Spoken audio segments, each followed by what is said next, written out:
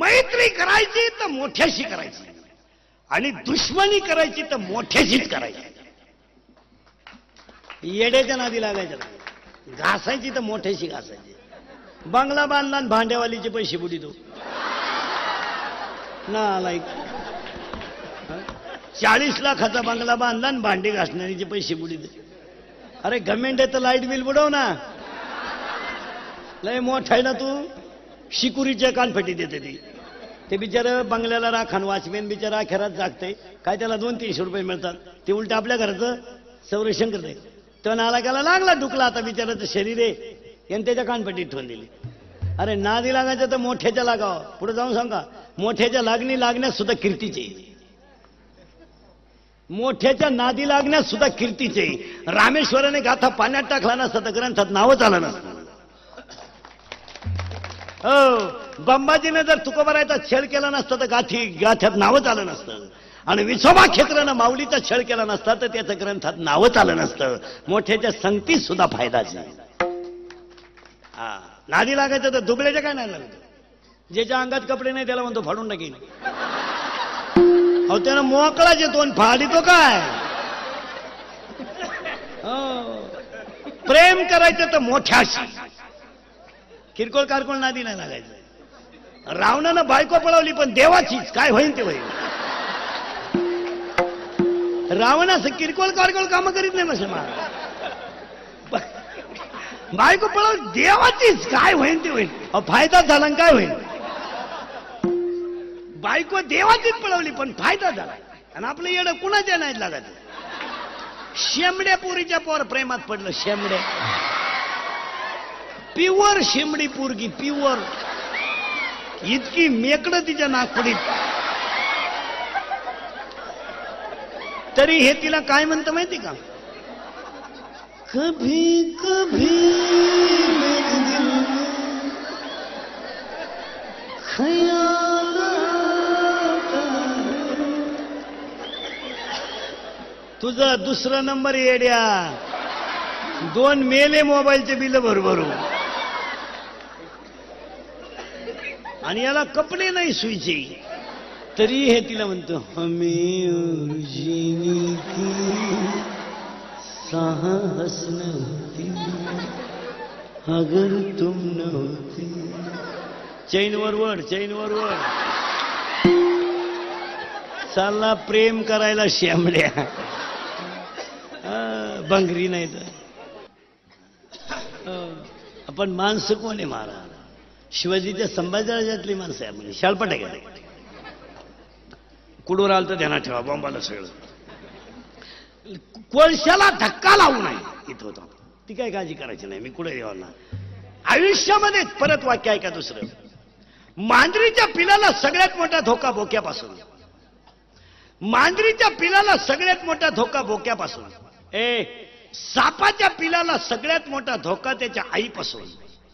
आणि तुम्हाला आणि मला सगळ्यात मोठा धोका 3 माणसांपासून.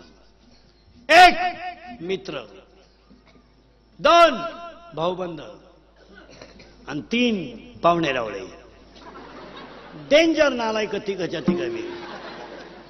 आजपासून कीर्तन संपल्यावर घरी जाताना प्रत्येकानं आपली मित्र तपासायची आणि त्याला हे सांगायचं तुझी माझी शेवटची भेट.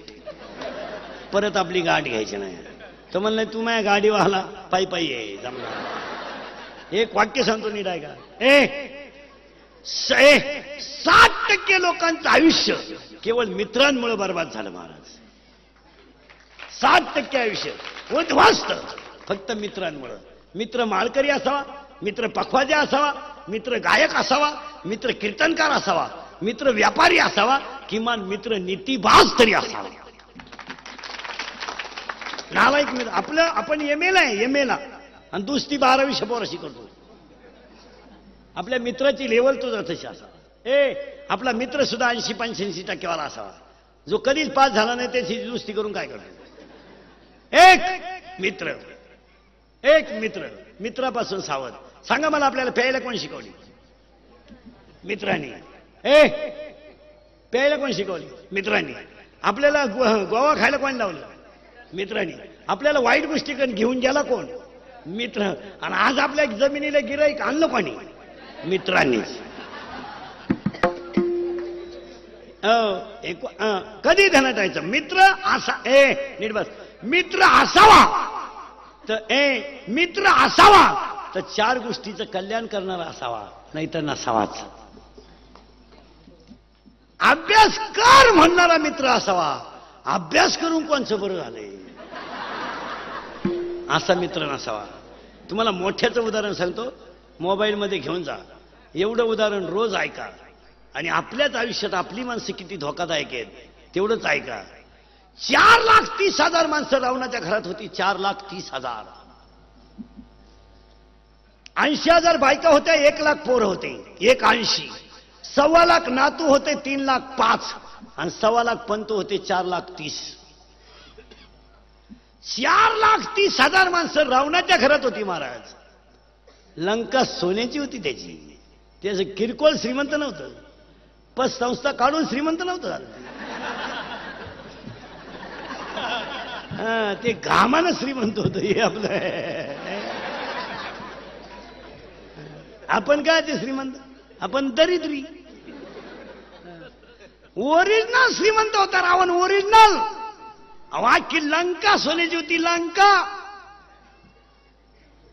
इथं म्हाताऱ्याच्या बोटात अंगठी होती, बाप मिळाला. यांनी बोट कापून घेतलं, अंगठी निघालं, फुगलं शरीर. त्याची आजार हे बापांचे 10वे बिवे बंद होणार आहेत आता 5 वर्षाला. बंद. उगता देणार लोक बामणाला दावा. उगता पॅकेज. कावळाय तूच आण आणि भातही तूच शिजव चाल आणि चमन आहे तूच कर. काय डोक्याला फरक नको. तुला नाही कोणी भेटलं ज्याचं प्रवचन ठुलंय त्याचा कर. काळ नालाय काला महाराज. हो काळ बदललाय. रावणाला 4,00,000 बारीक आहे का उदाहरण. ती आपला घोटाळा कोणी केला आहे का.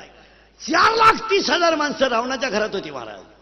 पण बसलेली माणसं बारीक आहे का. रावणाला इंद्रजित नावाचा मुलगा होता आणि इंद्रजित नावाचा मुलगा त्यानं 14 वेळा इंद्राला हरवलं होतं महाराज. आणि रावण त्याच्याच जीवावर उड्या आणत होता फक्त मुलाच्या. फक्त इंद्रजित कसा मरेल हे त्याच्या चुलत्याला माहित होतं, बिभीषणाला. म्हणून चुलता होता तो त्याचा. त्याच्या बापाचा भाऊ ना आजेचा पोऱ्या. इंद्रजिताला माहित, आपलं बिभीषणाला माहित होतं. नीट बारीक आहे का. इंद्रजिताला माहित होतं महाराज, जर बिभीषणाला माहित होतं जर इंद्रजित मेला नाही तर रावण मरत नाही.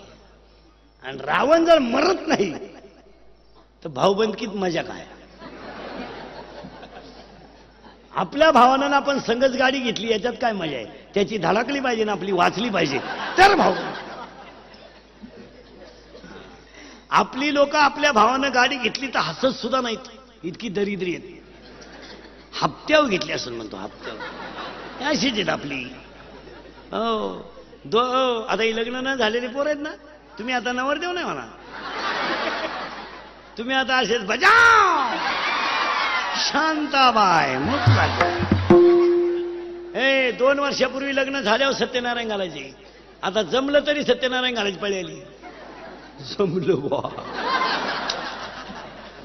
35-35चे नवरदेव आहेत आपल्याकडे. 35. 15 राहिले मरायला. जोडीदारांचे ऑपरेशन झाले. हा गडी तसाच. 42 पुरी पाहिल्या का पोरांना नाही पसंत केल्या. मग त्याला एक माझ्यासारखा भेटला, मला मिळेल ती करून टाक. त्यानं पोरगी पसंत केली, पण त्या पोरीच्या आईनं नवरदेव पाहिला. ती म्हणली भिकाऱ्याला पोर दिन पण यायला द्यायची नाही. त्यानं बायकोच्या कानपट्टीत ठेवून दिली. मध्ये का बोलली. ती म्हणली बोलली नाही, मला मारून टाकलं तरी मी याला देणार नाही. का देणार नाही तर हा पाहिला मला पाहायला आलता.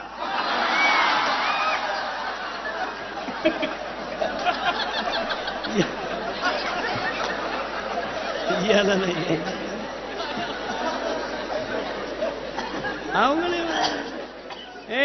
बारीक आहे का.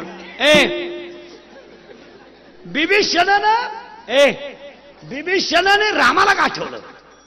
बारीक आहे का. आपण कुठं चालू आहे. 3 माणसं धोकादायक आहेत. मित्र, भाऊबंद आणि पाहुणेराव. बिभीषण रामाकडे गेला आणि रामाला त्यानं सांगितलं तुमच्या खानदानी तुमच्याकडून रावण मारणार नाही, तुम्हाला इंद्रजित मारावं लागेल आणि इंद्रजित मिळाला तरच रावण मिळेल. सुलत्यानं मिटिंग घेतली पुतण्या मारायची. मिटिंग धाब्यावर नाही झाली, मिटिंग चकना चुकना खाऊन नाही झाली, नळ्या नळ्या खांड खुंड खाऊन नाही झाली, मिटिंग डोळे उघडे ठेवून झाली. फक्त बिभीषणानं रामाला सांगितलं तुम्ही दुसऱ्याला मारता तसं इंद्रजिताला मारू नका. इंद्रजिताच्या हातात इतकी ताकद आहे महाराज, जर कधी इंद्रजिताच्या हातात धनुष्य आलं आणि त्याने जर बाण लावला धनुष्याला तो समोरचा मेला म्हणून समजायचं. तुम्ही फक्त त्याच्या हातात बाण येता कामा नाही असं मारा. काय सल्ला आहे मारा. इंद्रजितानं पाठीमागं भात्यात हात घातला महाराज आणि इंद्रजित भात्यातून बाण काढणार महाराज, सु करीत बाण आला महाराज आणि इंद्रजितातला कोपऱ्यापासून हात उडवला, तो युद्धातून उडाला तर लंकेत जाऊन पडला. धाप असा आवाज आला हाताचा. इंद्रजिताची बायको बाहेर आली, रावणाची सून सुलोचना, पतिव्रता होती महाराज ती. तिनं तुटलेला हात ओळखला आणि ती हाताच्या जवळ आली आणि तिनं सांगितलं ज्याने इंद्र हरवला होता त्याचा हात उडवायची डिरिंग केली कोणी? तिच्या बापानंच केली. ती कोणी केली? बाबाच होता तिचा लक्ष्मण. मी पाहुणे रावळे असे ते तुटलेला हात हल्ला महाराज. बारीक आहे का? तुटलेला हात हल्ला आणि लक्ष्मणाच्या बायको आपलं तिनं इंद्रजिताच्या बायकोनं त्याच्यात हाताने पेन दिला. तर तुटलेल्या हाताने लिहिलं तुटलेल्या तुझ्या माहेरच्यानी माझा घात केला. काय बोलायचंय मला. तुटलेला हात तिने हातात घेतला आणि रावणाकडे गेली. महाराज आयुष्यात कधीच रावण रडला नव्हता, हो कधीच रडला नव्हता. पण त्या दिवशी रावण डसडसा रडला. माझा तरणा बांड मुलगा गेला. त्या दिवशी माझं मरण जवळ आलं. रावण रडला महाराज. आणि रावणासमोर सून उभी राहिली आणि सुनीनं सांगितलं सासरेबा ज्याने माझ्या नवऱ्याचा हात उडवला त्याचा बदला घ्यायला मी जायचे. रावणासारखा सरळ माणूस नव्हता महाराज, विद्वान माणूस. रावणाने सुनाला सांगितलं जा, पण दरबारातली मधली पिल्लावळ नालायक होती महाराज. रावणाला त्या मित्रांनी सांगितलं हलकटा, अरे तू विद्वान कशात आहे? तुझी बायको रावणा तुझी बहीण सून विधवा आहे, तू रामाकडे पाठवू राहिला आहे आणि रामाची बायको तुझ्या ताब्यात आहे. उद्या जर रामाची बुद्धी बदलली आणि त्यानं सांगितलं माझी बायको आणून देईन तुझी सून घेऊन जाय, ही मधली लोक नाही नालायक असते मला, तर तू काय करशील? त्यावेळेस रावणाचं वाक्य ऐका. रावण म्हणला ज्या राज्यात रामासारखा राजा आहे आणि लक्ष्मणासारखा भाऊ आहे त्या राज्यामध्ये स्त्रीवर अन्याय होणार नाही याची मला गॅरंटी. अरे शत्रूला सुद्धा चांगला म्हणणारा रावण, पण त्याच्याच भावानं त्याचा पोऱ्या मारायला मिटिंग घेतली. याच्यावर निवांत विचार करा घरी गेल्यावर. आणि मग रावणाची बायको आली आणि रावणाला म्हणली का हो लय वेदाच्या गप्पा सांगता तुम्ही तर लय शहाण आहेत. मग सीता पळून आणल्यावर तुम्ही तुमची इच्छा का पूर्ण केली नाही? रावणानं मंदोदरीला सांगितलं मंदोदरी तोंडाला लगाम घाल, मी सीतेकडून माझी इच्छा कालही पूर्ण केली असती आणि आजही केली असती आणि आत्ताही केली असती. सीता माझ्या ताब्यात आहे. मी वायुमार्गाने सीता आणली. हनुमान येईल लंका पेटविल ही भीती मला नाही. मंदोदरी म्हणली वेदाच्या गप्पा सांगू नका, तुम्ही तुमची इच्छा सीतेकडून का पूर्ण केली नाही? डोळ्याची कड ओली झाली आणि डोळे पाणवले आणि रावणाच्या डोळ्यातल्या पाण्याच्या धारा टपटपा खाली गेल्या आणि रावण मंदोदरीला म्हणतो मंदोदरी ऐक, मी माझी इच्छा सीतेकडून आत्ता पूर्ण केली असती. आत्ता सीता माझ्या ताब्यात आहे. मी सीतेकडून माझी इच्छा आत्ताही पूर्ण केली असती, पण काय केली नाही? मंदोदरी ऐक, सीतेकडून मी माझी इच्छा का पूर्ण केली नाही? ऐक, मी सीता पळवायला जेव्हा सीतेच्या झोपडी समोर गोसाव्याचं रूप घेऊन गेलो ना तेव्हा मी सीतेला म्हणलो होतो माय भिक्षा वाडा, आणि मी खानदान असल्यामुळं माझी लंका गेली तरी चालेल पण माय शब्दाला धोका देणार नाही याला रावण म्हणतात. जळाली लंका, जळाली. पण माय शब्दाला धोका दिला नाही, ध्यानात ठेवा. रावण होता तो. जर परत कोणाला म्हणले ना कोणी हा रावणासारखा आहे, ह्या कानफाड फोडलं पाहिजे. रावण महाराज विद्वान, शिवाय एकादशी करणारा रावण होता. त्याचे पुढचं वाक्य आहे का, मग कुंभकर्ण म्हणलं का रे, तू तर रामाचे कपडे घालून गेलता सीतेला वश कराय, दिवस फिरल्यावर कोण कोण जाऊ गुरकन सांगता येतं का महाराज. दिवसच फिरले बिचार, रावणाचे मुलगाच मेला आणि या बाकीच्यांना तो मुद्दा झाला. मंदोदरी का बोलली तर तिला वाटलं यांनी सीता आणल्यामुळं तर इंद्रजित गेला. मग ते कुंभकर्ण शहाणं ते आलं त्याला दम द्यायला रावणाला. त्याने सांगितलं का रे, अरे तू तर इतका हुशार, तू तर इतका हुशार, मग तू तर रामाचे कपडे घालून सीतेला वश करायला गेलता. रावण म्हणला जरा तोंडाला लगाम घाल. मी सीतेपुढं रामाचे कपडे घालून गेलो आणि सीतेनं माझ्याकडे पाहिलं आणि मी सीतेकडे पाहिलं. सीतेला वश करायला गेलो मी, पण सीता इतकी पतिव्रता आहे, माझ्यातला काम गायब झाला रे, काम गायब झाला. सीतेकडे मी पाहिल्याबरोबर माझ्यातला कामच गायब झाला. रडला रावण. आणि नुसता कामच जागा नाही झाला. माझी मंदोदरीच मला आई दिसायला लागली. ती लंका जळाली तरी चालेल, सीता नको बाबा, सीता नको, सीता नको म्हणला आणि मोक्ष मिळून बसला. याला रावण म्हणतात. आपल्याकडे बेटी बचाव ज्याचं भाषण आहे त्याचीच बायको चेक करून आणली त्यानं, आणि तो इकडं बेटी बचाव भाषण जोडितो. मुलगी वाचली पाहिजे, लोकांची का तुझी. म्हणजे सध्या काय झालंय माहितीये का महाराज, कमी बुद्धीच्या माणसांना समाजामध्ये मार्केट आल्यामुळं मूर्खपणा झाला महाराज. वय वाढल्यावर पेमेंट कमी व्हावं का नाही, पण वय वाढलं आणि पेमेंट वाढलं, बुद्धी झाली कमी, माल झाला मोकार. उद्यापासून उलट होईल. 16% पागल होणार आहे सर्व्हिसवाले. पेमेंट मोकार, बुद्धी कमी.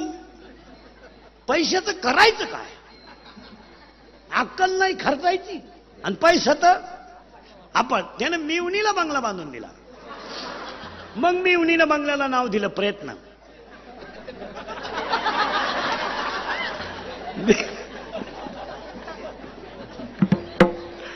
आणि यानं बंगला बांधला, यानं याच्या बंगल्याला नाव दिलं सहकार्य. म्हणजे यानं केलं सहकार्य,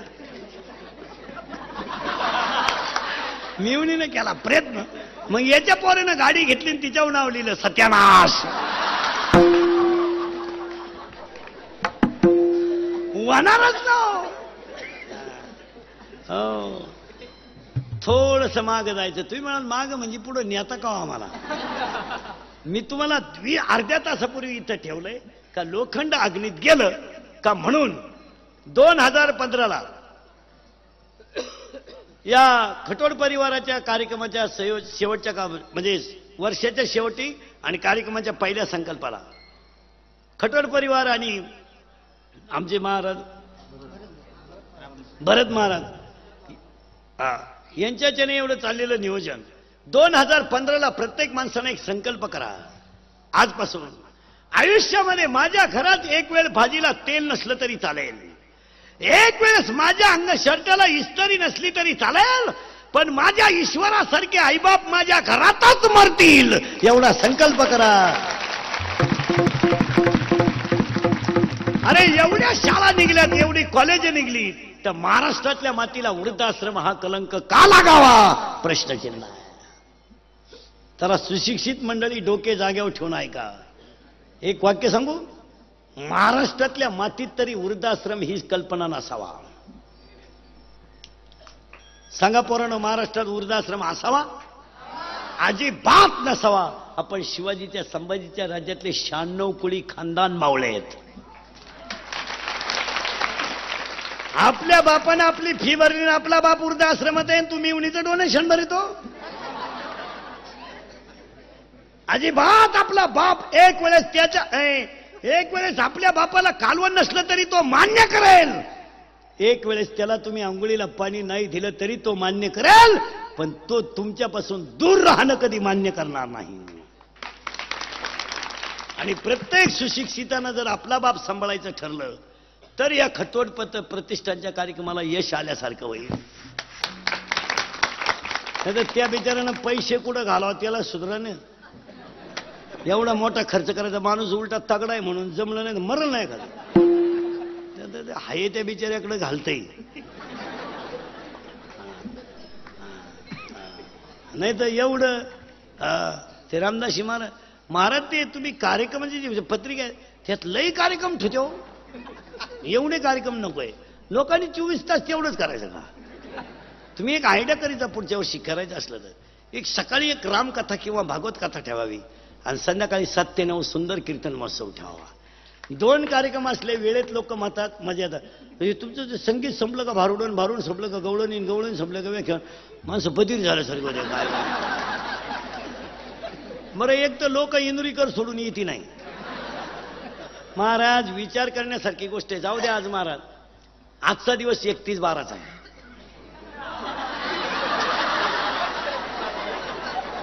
31/12 आहे बरोबर ना.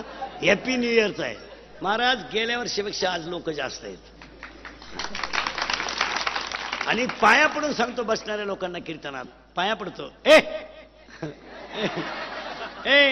पाया पडतो कीर्तनात तुमच्या. खरंच सांगतो महाराज, तुम्ही मला महाराज म्हणावा, माझी तारीख घ्यावा, माझ्या पाया पडावा, मला मानावा म्हणून मी कीर्तनात कधी वाईट नाही बोलणार महाराज. मी कीर्तनाला कटाळलेला माणूस.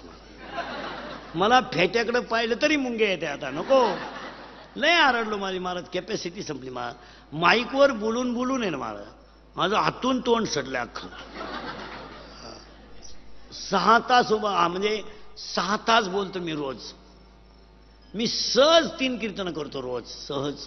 आता हे 3रं आहे सकाळपासून.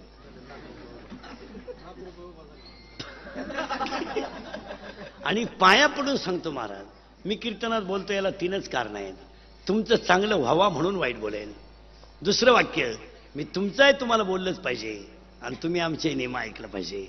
आणि 3रं वाक्य बसणारी माणसं मी तुमच्या मुलासारखं आहे, तुम्ही माझ्या मायबापासारखे आहेत. मी तुमच्या मुलासारखं आहे, तुम्ही माझ्या मायबापासारखे आहेत. मी तुमचा मुलगा म्हणून माझं एखादं वाक्य तुम्हाला वाईट वाटेल, पण तेच वाक्य भविष्यात फायद्याचं ठरेल. ध्यानात ठेवा.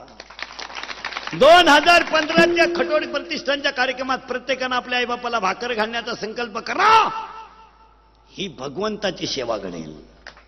2 तरुण पोरं मजा हाणा जीवनात. पुन्हा यायचं नाही जन्माला. असं डोक्याला तेल लाव. 3 किलोमीटर वाज गेला पाहिजे.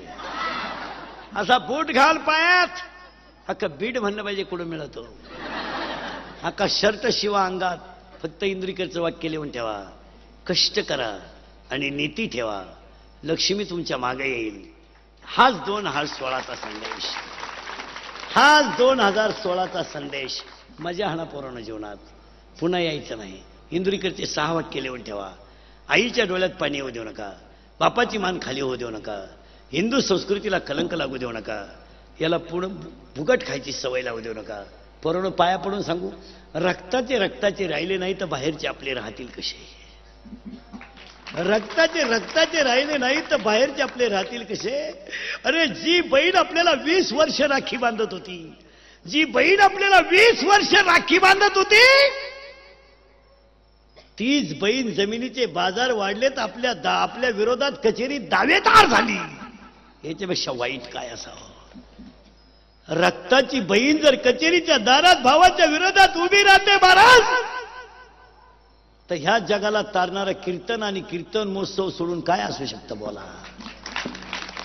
पोरांनो नाही राहिले पुणे आपलं. एक वाक्य सांगू पोरांनो, पाया पडतो तुमच्या. मी मरण ना मारा म्हणजे मरणार नाही 5-25 वर्ष. पण पोरांनो नीट आहे का. आयुष्यामध्ये तुम्ही तुमच्या बापाच्या जीवावर जेवढ्या मजा हल्ल्या ना, जेवढी आईच्या जीवावर मजा हल्ल्या ना, आईच्या जीवावर बापाच्या जीवावर तुम्ही फक्त एक 8 दिवस तुमच्या भाऊजाईच्या हाताखाली दिवस काढा. त्यातली किंमतच कळेल तुम्हाला. एक 8 दिवस बापाच्या घरात फक्त फुकट खा. भावाच्या घरात फुकट. आणि भाऊजाईच्या हाताखाली 8 दिवस भाकरी खा फक्त फुकट. मग मला सांगा, भाऊजाई जर 8 दिवस भाकरी घालू शकत नसेल तर आमच्या ईश्वरासारख्या आईनं आम्हाला 22 वर्ष कसं सांभाळलं असेल, कसं सांभाळलं असेल. अरे तेल नव्हतं तिच्या डोक्याला, तेल. तिच्या कापूस येतायला गेली तर ती बाजार बसून रडली रे रडली. तेल नव्हतं तिच्या डोक्याला, तेल. पोराची फी भरायची तर तिने कान आरशा पुढे केलाय, कान पुढे केला, कान. आणि कानातलं मोडलं रे, कानातलं मोडलं तिला. आयुष्यामध्ये उपाशी झोपली पण ती कधीच म्हटली नाही की मी तुझी फी भरली. कधीच नाही, कधीच नाही म्हणली. ती कधी म्हणलीच नाही का मी तुझी फी भरली, की ती कधी म्हणलीच नाही मी तुला मोठं केलं. मला सांगा, ती जर आपल्या घरात सुखाने मेली तर शब्द सांगून टाकतो तुम्हाला, जगातले सगळे तीर्थ तुमच्या घरी आले समजायचे. आपली आई जर आपल्या घरात सुखानं मेली, आपला बाप जर आपल्या घरात सुखानं मेला ना, तर त्या माणसानं ताळंदीन पंढरपुरण तीर्थयात्रा करायच्याच नाही महाराज. देवाला त्याचं दर्शन घ्यावं लागेल. पुढे जाऊन सांगा, जो आई बापाची सेवा करतो त्याला देवाकडे जायची गरज नाही, तो देवच असतो. आणि आज तळतळीने सांगतो महाराज, 60% कुटुंबांमध्ये आईबापांचे हाल न पाहण्याजोगे आहेत. तुम्ही मजा आणू नये पोरांनो, ह्या मताचा मी नाही. अरे 17, 17, 18, 18 वर्षाचे टोनगे झाले तुम्ही, बापाच्या घरात फुकाट जेवता नालाय गो. मिश्या फुटल्या का हरामी हो तुम्हाला, मिश्या. आणि तरी क्वाटरी पेता हरामी हो, लाज नाही वाटत. रुपड्या तरी कमवायची धान होते का नालाय का तुझी रुपड्या. 22 वर्षाचे टोनगे झाले हरामी हो, आणि फुकाट बापाच्या घरात जेवता आणि वरून म्हणतो कालवण आवडत नाही मला. तुला भोंगळ करून हल्लं पाहिजे नालाय. त्याला अरका आपल्यासारखा बाप पाहिजे, पोऱ्याच कालवणात घातला असा नालाय का. आणि म्हणून 2015ला निरोप देताना आणि 16ला सुरुवात करताना आईबापांनी एक संकल्प करा, आजपासून संध्याकाळी नवरा बायको आणि मुलगा मुलगी एकत्र भोजन करा. 25% कुटुंब महिन्यात जागे होतील. संध्याकाळचं जेवण हे एकत्रच झालं पाहिजे. त्या मुलाला सांगितलं पाहिजे, 8:30 वाजता जेवण आहे घरात. 9 वाजता पोरगा घरात आला त्याला जेवण द्यायचं नाही. नाही, शेजारचे म्हणले माणूस की नाही, तुला दत्तक घे भाऊ. मी करील प्रयत्न परत, हा तुला घेऊन टाक दत्तक. आणि आपल्या शेजारचे नाही नालायक राहत्या, शेजारचे म्हणते कशाला बोलाता. एक वाक्य सांगा, जर प्रत्येक बापानं रात्री 9 नंतर आपला पोरगा घरातून बाहेर जाऊ दिला नाही ना, तर महाराष्ट्रातली 50% गुन्हेगारी आठवड्यात कमी होईल. महाराष्ट्राच्या पोलीस खात्यावर लोड येईलच कशाला. बिचाऱ्यांनी त्यांनी एवढे येत महाराज. 9वीचं क्वार्टर पॅत आहे सध्या, 9वीचं भंगरी असं ताईट पाहतोय बापामध्ये. ते बापाला म्हणतोय तुझंच आहे का मी, तुझंच आहे का मी, तुझंच आहे का. मग तुझ्यात माझ्या तेवढा फरक कसा. त्याचा बाप म्हणला मी म्हणतोय बा माझा आहे. मग नाही. आणि सांगा मला तरुण पोरांनो, कीर्तनात बसलेले पोरं मला सांगा, हा तुम्हाला विनोद वाटला, हा तुम्हाला टाइमपास वाटला, यातलं मजा हा ना. आणि आईबाप मूर्ख झालेत, नाही तर पोरगा जेवायला सांगत पाहिजे. लहान आली पोरं सरळ बसा. 8वीच्या पोराला मोबाईल आहे, मोठ्याने बोलायचं नाही. लहान आली पोरं सांगा, 8वीच्या पोराला मोबाईल आहे, बरोबर आहे. त्याला गरज आहे का मोबाईलची, तरी त्याला मोबाईल आहे का नाही. मग बाप हलकट आहे का पोरगा, बाप.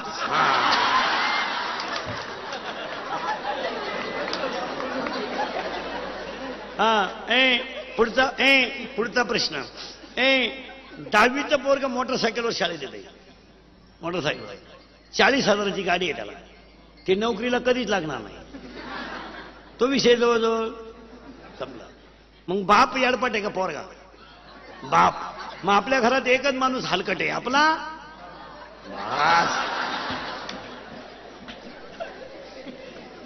2.5 तास आपली मुलगी मोबाईलवर बोलते, 2.5 तास. ही बॅलन्स कुठून टाकते, बॅलन्स. काही ग्रामसभा घ्यायची का तिची? तिच्या आई कुठं घाणपिटीत सापडली का? पूल हटली का तिच्या आई कुठं? पोरगी पळून गेले आई म्हणती मला अंदाज आलता. मग तू काय अभ्यास करीत होती तिचा? मग आई अडपटे का पोरगी? आई. करेक्ट. पोरगी नाचती लग्नात. आता धर्म किती बुडावा यालाही मर्यादा आहे. धर्म किती बुडावा यालाही मर्यादा आहे. पुरी नाचतात डीजे पुढं डांबरीला आणि गडी पाहतात नालायक उभे राहून.